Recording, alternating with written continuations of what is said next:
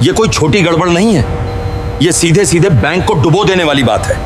Sir, अगर इजाजत मिले तो मैं सारा पैसा वापस ला सकता हूँ। तू यहाँ खड़ा रहने लायक नहीं है और 1000 करोड़ की बात कर रहा है। मुझे रकम का नहीं, सिस्टम का पता है। अगर तू सच में 1000 करोड़ रुपए वापस ले आया तो मैं तुझे 10 करोड़ रुपए इनाम दूंगा। मुझे इनाम नहीं चाहिए, बस एक मौका चाहिए। 1000 करोड़ रुपए गायब हैं। ये शब्द सुनते ही बड़े से कमरे में सन्नाटा छा गया। सुबह के 7 बजे थे। शहर अभी पूरी तरह जागा भी नहीं था, लेकिन इस विशाल बैंक की इमारत में डर जाग चुका था। कंप्यूटर स्क्रीन पर नंबर घूम रहे थे, लाल निशान चमक रहे थे और अधिकारी एक दूसरे की तरफ देख रहे थे। पैसा किसी खाते में नहीं गया था, ना विदेश, ना किसी आदमी के पास। वह बस सिस्टम से जैसे मिट गया हो। यह कोई आम बैंक नहीं था, यह देश का सबसे बड़ा डिजिटल बैंक था, जहां हजारों कंपनियों और सरकारी योजनाओं का पैसा रखा जाता था। अगर यह खबर बाहर चली जाती तो बैंक की इज्जत ही नहीं, पूरा सिस्टम हिल जाता। इसी बैंक की पिछली दीवार के पास फुटपाथ पर एक 15 साल का लड़का बैठा था। नाम था कबीर। कपड़े फटे हुए, हाथों पर गंदगी जमी हुई, कंधे पर पुराना बोरा। लोग उसे रोज देखते थे, लेकिन कोई पहचानता नहीं था। सब उसे बस एक कूड़ा बिनने वाला समझते थे। कबीर कम बोलता था। लोग सोचते थे वह डरपोक है या समझदार नहीं है, लेकिन सच्चाई यह थी कि कबीर बहुत ध्यान से सुनता था, खासकर मशीनों को।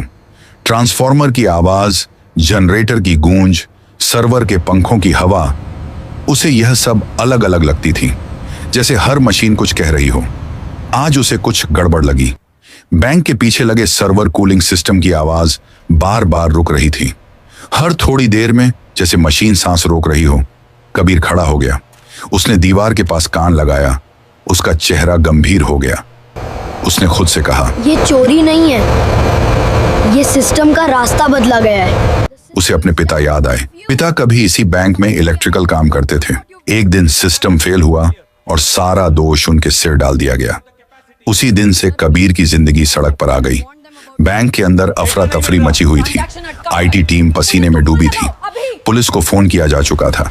मीडिया की गाड़ियां बाहर आने लगी थी। हर मिनट की देरी बैंक को और डुबो रही थी। कबीर ने बोरा नीचे रखा और पहली बार बैंक के मेन गेट की तरफ बढ़ा।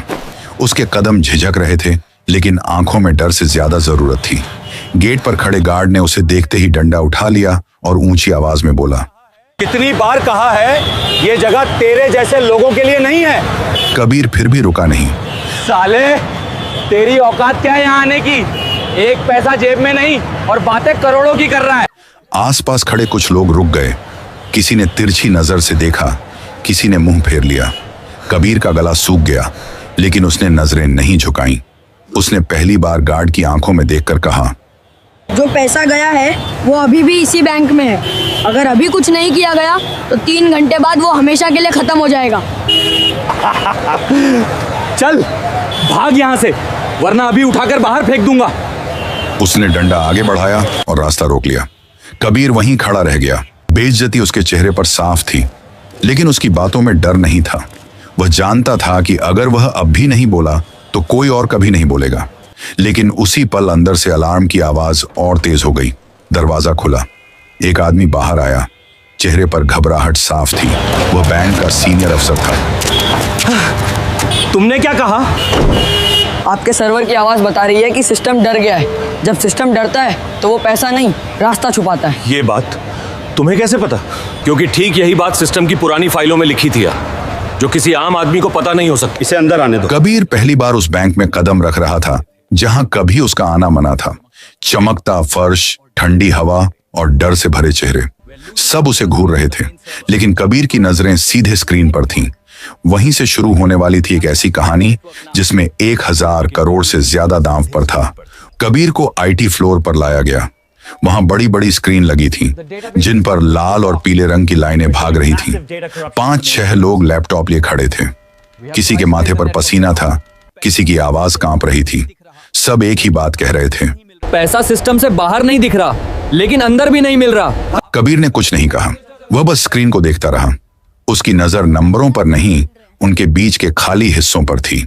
थोड़ी देर बाद उसने कहा। आप लोग गलत जगह ढूंढ रहे हैं। आईटी हेड झुंझला गया। तुम्हें पता भी है ये कितना बड़ा मामला है? ये देखिए, हर ट्रांजैक्शन से पहले समय 1 सेकंड पीछे जा रहा है। ऐसा तब होता है जब सिस्टम खुद रास्ता बदल देता है।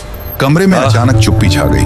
आईटी हेड ने पास आकर ध्यान से देखा। ये तो मैन्युअली नहीं हो सकता। हाँ, क्योंकि ये किसी इंसान ने नहीं किया, सिस्टम ने खुद किया है। लेकिन सिस्टम ऐसा क्यों करेगा? जब सिस्टम को लगता है कि कोई उसे नुकसान पहुंचा सकता है तो वो पैसे को एक खाली जगह में छुपा देता है। बाहर से लगता है चोरी हो गई, लेकिन असल में पैसा फंसा हुआ होता है। तो क्या पैसा वापस आ सकता है? आ सकता है, लेकिन ज्यादा समय नहीं है। अगर सिस्टम ने उस खाली जगह को बंद कर दिया तो पैसा हमेशा के लिए खत्म हो जाएगा। स्क्रीन पर अचानक चेतावनी चमकी।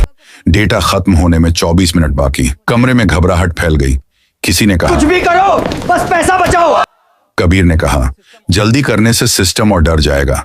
हमें उसे भरोसा दिलाना होगा। भरोसा?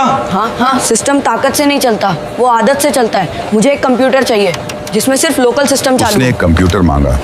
इंटरनेट बंद रखा गया। कबीर ने कीबोर्ड पर हाथ रखा। उसके हाथ गंदे थे, लेकिन चलने में कोई हिचक नहीं थी। स्क्रीन पर अलग अलग रास्ते खुलने लगे। एक नक्शा दिखा जहां पैसा घूम रहा था, लेकिन कहीं रुक नहीं यहीं रहा। फंसा है। कबीर बोला। लेकिन सिस्टम इसे अपना नहीं मान रहा, तो अब क्या करेंगे? हमें सिस्टम को याद दिलाना होगा कि वो किसके लिए बना उसने है। छोटे छोटे ट्रांजैक्शन चलाने शुरू किए। 10 रुपए, 20 रुपए, 50 रुपए। ये क्या कर रहे हो? इससे तो सिस्टम और स्लो हो जाएगा। कबीर ने कहा, नहीं, इससे सिस्टम को भरोसा आएगा, क्योंकि यह वही पैसा है जो रोज आम लोग इस्तेमाल करते हैं। स्क्रीन पर रंग बदलने लगे। चेतावनी कम होने लगी। एक नया मीटर दिखा। भरोसे का स्तर बढ़ रहा है। मैंने ये मीटर कभी नहीं देखा। क्योंकि आपने सिस्टम से कभी पूछा ही नहीं कि उसे क्या चाहिए। घड़ी पर नजर पड़ी। अब सिर्फ 12 मिनट बाकी थे।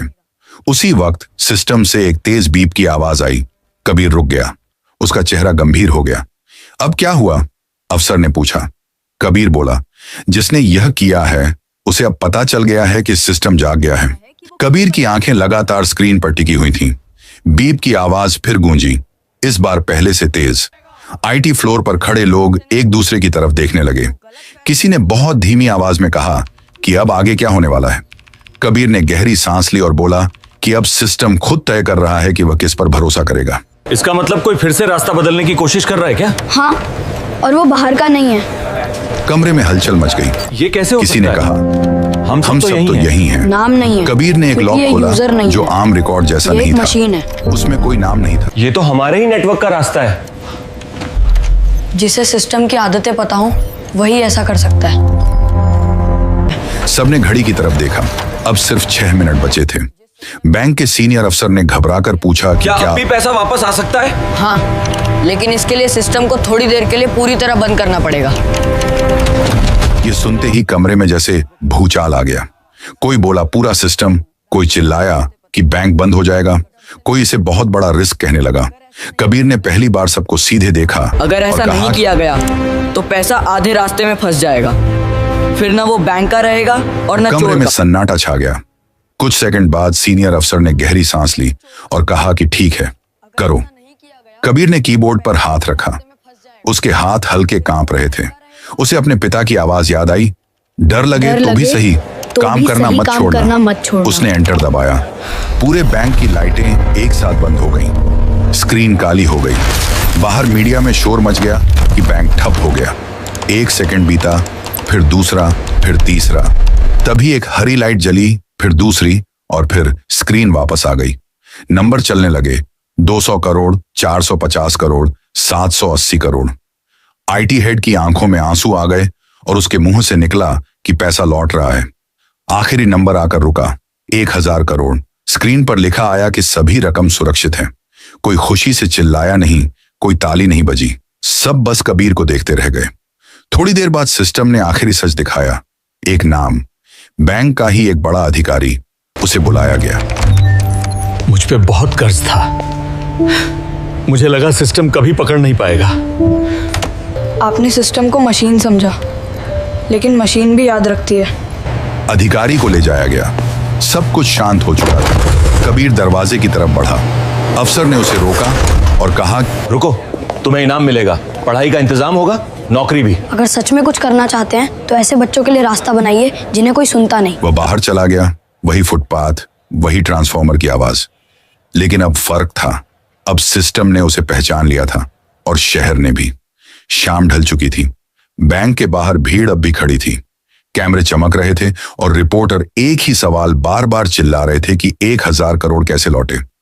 बैंक के अंदर सब कुछ शांत था, लेकिन यह शांति जीत की खुशी वाली नहीं थी।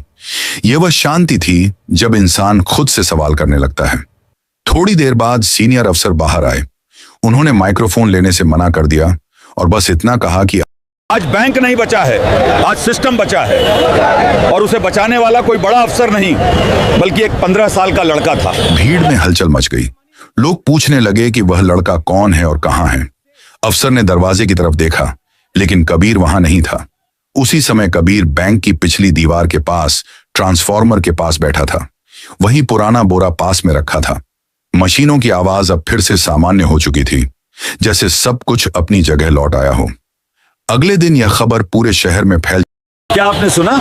उस लड़के ने 1000 करोड़ बचाए। ये कैसे हो सकता है? सच में बहुत बड़ी बात है। 1000 करोड़? क्या ये सच है? हाँ देखो, पेपर में भी है और फोन पे भी।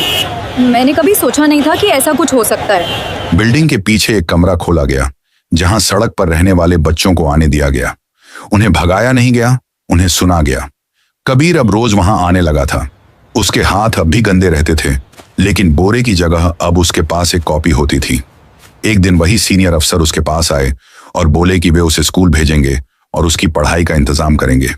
कबीर ने पहली बार एक सवाल पूछा कि पढ़ाई के बाद भी क्या कोई उसकी सुनेगा। अफसर कुछ देर चुप रहे, फिर बोले कि वे कोशिश करेंगे। कबीर हल्के से मुस्कुरा दिया। उसे वादों पर भरोसा नहीं था, उसे भरोसा था बदलाव पर। शहर वैसा का वैसा ही था, लेकिन शहर की नजर बदल चुकी थी और कभी कभी इतना ही काफी होता है। अगर यह कहानी आपको सोचने पर मजबूर कर गई हो तो चैनल को सब्सक्राइब जरूर करें। ऐसी ही सच्ची और दिल छू लेने वाली कहानियों के लिए लाइक और शेयर करना न भूलें।